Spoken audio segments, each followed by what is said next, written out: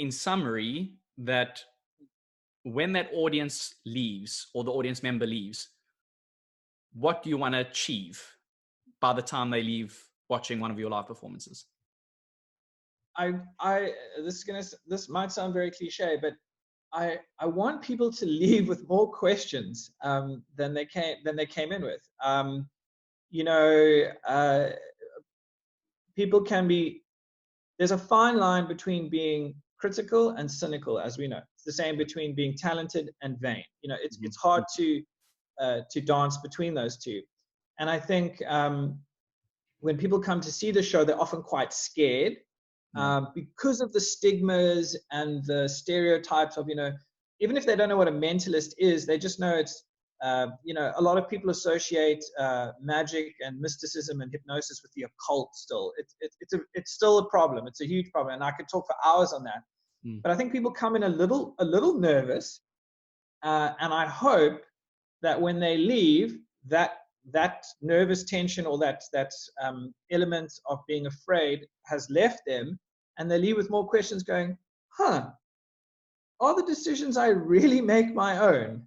Like, did I really want to go and eat pizza tonight? Or am I just settling for second best? Or is it because my family want to eat pizza, I've just given in? Yeah. Are the decisions I make really my own? And something that's huge, huge, huge for me, which was a large part of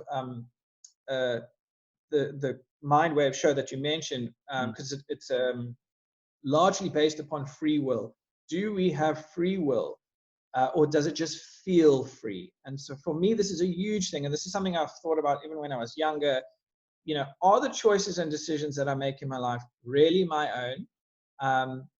And if they are, how do I know that? As different as we are, we like to think we're unique, but so is everybody else. And there's certain patterns and traits and what do we call them? Population stereotypes that we all fall into that in many instances we can't really explain. If you, for example, you ask someone to think of a number between 1 and 10. Why do the majority of people say 7 or 3? We don't really know why. We just know that they do. So there's a lot of these things that I don't want to call them unexplained, because I'm sure there's some type of explanation, but they just feel so strange to us, yet we're all doing them. And then you realize that you are just one very, very small fish in a huge pond. So for me, that's interesting. So I think the biggest takeaway is more questions and to have like a slight kick in the head and just go, oh, okay. I never thought about it that way. Yeah.